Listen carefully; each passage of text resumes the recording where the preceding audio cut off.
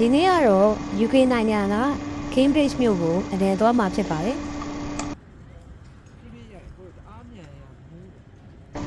ခုမြင်ရတာကတော့ Cambridge မြို့ရဲ့မြို့လယ်ခေါင် High Street နားမှာရှိတဲ့ပန်းခြံဖြစ်ပါတယ်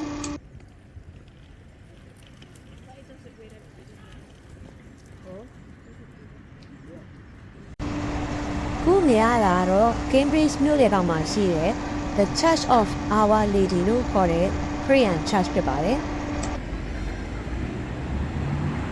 ဒါကတော့ချက်ရှိအတွင်းကိုဝင်ကြည့်တာပါ Church ထဲမှာတော့ UK နိုင်ငံရဲ့ထုံးစံတိုင်းရှိဦးရာအနုပညာလက်ရာတွေကိုထိန်းသိမ်းထားတာကိုတွေ့ရပါတယ်အဲ့ဒီနေ့ကဒီနေ့နေ့ဖြစ်တဲ့အတွက်ကြောင့်ဘုရားကျောင်းကိုလာပြီးတော့ဆုတောင်းတဲ့လူတွေကိုလည်းအများကြီးတွေ့ရပါတယ်ဒါကတော့စီမီပူဇော်ထားတာကိုအမှတ်တရရိုက်ထားတာပါ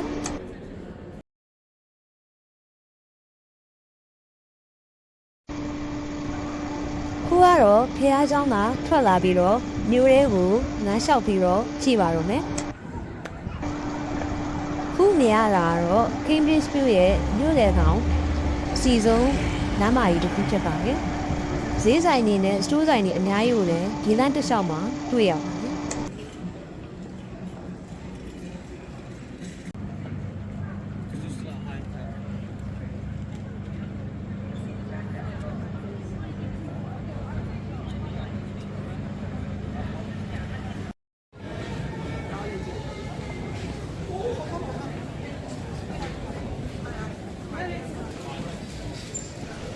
ခုရှိမှမြင်ရတာကတော့ Open Market Street Market ဖြစ်ပါတယ် Street Market ဆိုတဲ့အတိုင်းအဲ့ဒီမှာတော့အစားအသောက်မျိုးစုံရောင်းပါတယ်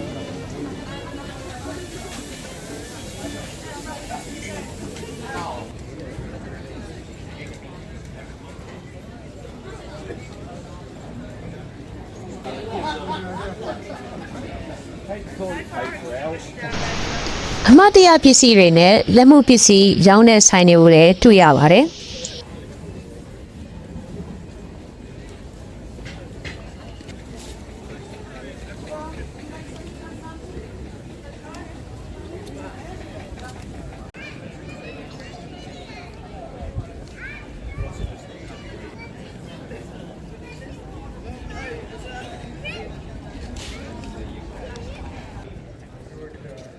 ဒါကတော့ Street Market ကဘေးမှာရှိတဲ့ Church တစ်ခုပါခုမြင်ရတာကတော့ Cambridge University Press ပဲဖြစ်ပါတယ်အဲ့ဒီကနေတော့ English စာအုပ်တွေ Language စာအုပ်တွေအများကြီးထုတ်ဝေပါတယ်အဲ့ဒီဘေးမှာလည်းအမှတ်တရပစ္စည်းအဆံပြားတွေပစ္စည်းတွေရောင်းတဲ့ဆိုင်ကိုလည်းတွေ့ရပါတယ်ဒါကတော့ University ကျောင်းသားတွေကို discount ပေးတဲ့စားသောက်ဆိုင်တစ်ခုပါ Cambridge မှာတော့ကျောင်းသားတွေကို discount ပေးတဲ့ဆိုင်တွေအများကြီးရှိပါတယ်ဒါကတော့ St. Mary Church ပါ Church ရဲ့အပေါ်တာဝါထိတက်ချင်တော့ပတ်စံပေးရပါတယ်အောက်ထဲကိုတော့ဒီတိုင်းပဲဝင်ကြည့်လို့ရပါတယ်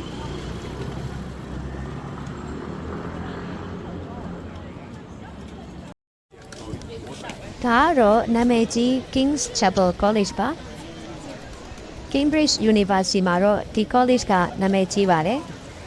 tourist တွေလည်းအများကြီးလာပြီးတော့ကြည့်ပြီးတော့တပ်ပုံတွေရိုက်ကြပါတယ်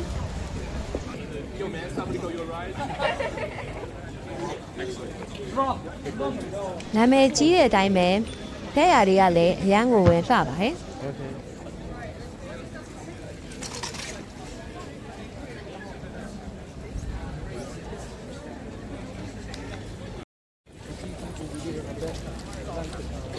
ဒါကတော့ King's Chapel နဲ့မျက်နှာချင်းဆိုင်မှာရှိတဲ့ဈေးဆိုင်တွေဖြစ်ပါတယ်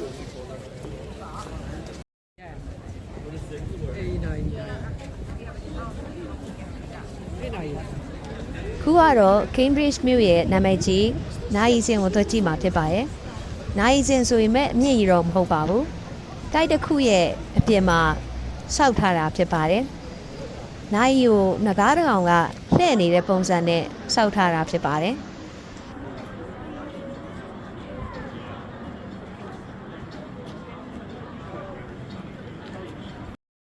အခုမြင်ရတာကတော့ Corpus College ဖြစ်ပါတယ်။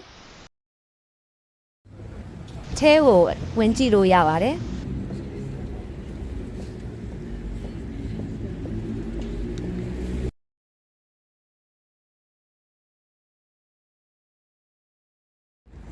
ဒါကတော့ college ရဲ့အထဲမှာရှိတဲ့အဆောက်အုံကိုရိုက်ထားတာပါ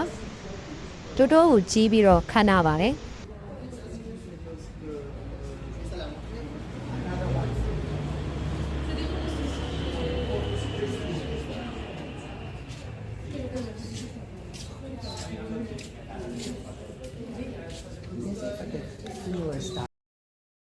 ဒါကတော့ Queen's College ပါအထဲကိုဝင်ဖို့အတွက်တော့ပတ်စံပေးရပါတယ်အဲဒါကြောင့်အထဲကိုအထိတော့မဝင်ဖြစ်ခဲ့ပါဘူးအပြင်ကနေပဲလှမ်းပြီးတော့ဗီဒီယိုရိုက်ခဲ့ပါတယ်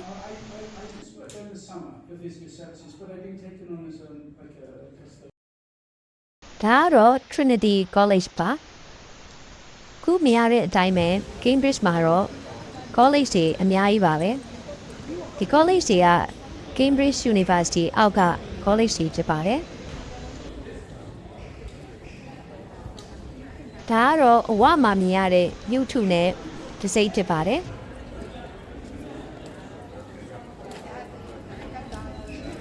ဒါကတော့ college ရဲ့အတွင်းပိုင်းမှာ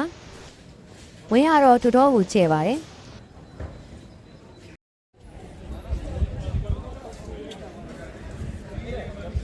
ခုကတော့ Cambridge မြို့ထဲကရှားလန်းမတွေကိုရှောက်ပြီးတော့ကြည့်ပါဦးမယ်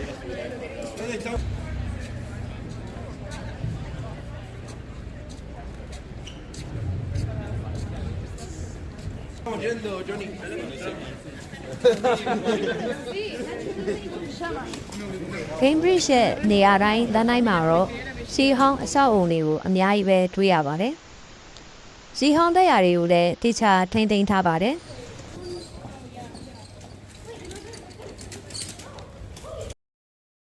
ခုမြင်ရတာကတော့ Round Church လို့လည်းခေါ်တဲ့ဟဝိုင်းပုံ Church တစ်ခုပါ။နာမည်ကြီးပါတယ်။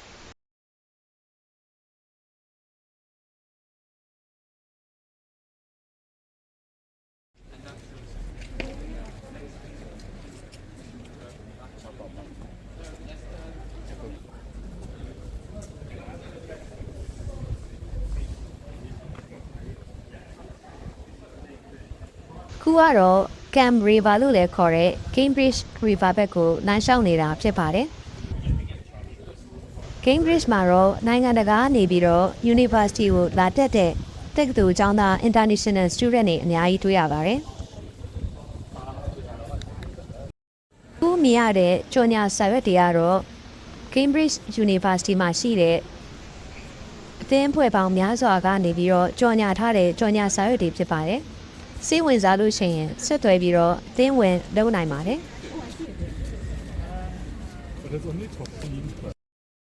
ခုမြင်ရတာကတော့ UK နိုင်ငံရဲ့အမှတ်အသားလေးဖြစ်တဲ့အနီရောင် phone box ဖြစ်ပါတယ်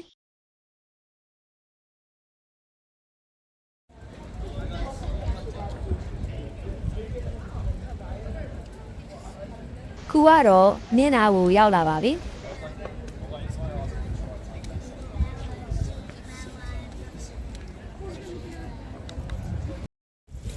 ခုမြင်ရတာတော့ mathematical bridge ပါဒီတရားက1900ပတ်ဝန်းကျင်လောက်ကလေးကစောက်ထားတဲ့တစ်တာတရားဖြစ်ပါတယ်နာမည်ကြီးပါတယ်ဒါကတော့မျက်နှာမှာလှေအသီးလေးတွေစီးလို့ရတဲ့နေရာဖြစ်ပါတယ် banding လို့လည်းခေါ်ပါတယ် banding စီးဖို့အတွက်က online ကနေပြီးတော့လက်မှတ်ဝယ်လို့ရပါတယ်အဲဒီမှာအဲ့ဘိုရောက်မှဝယ်လေးရပါတယ်Cam River မှာတော့ Bunting Company တွေအများကြီးရှိပါတယ်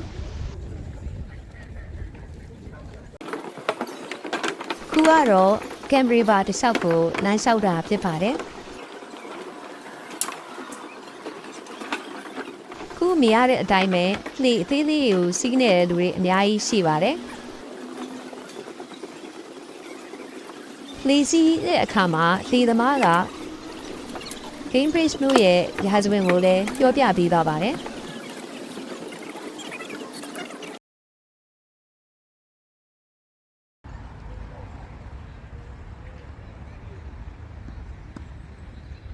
ကဲ Cambridge မြို့ကိုရှောက်ကြည့်တာတော့ဒီလောက်ပါပဲ။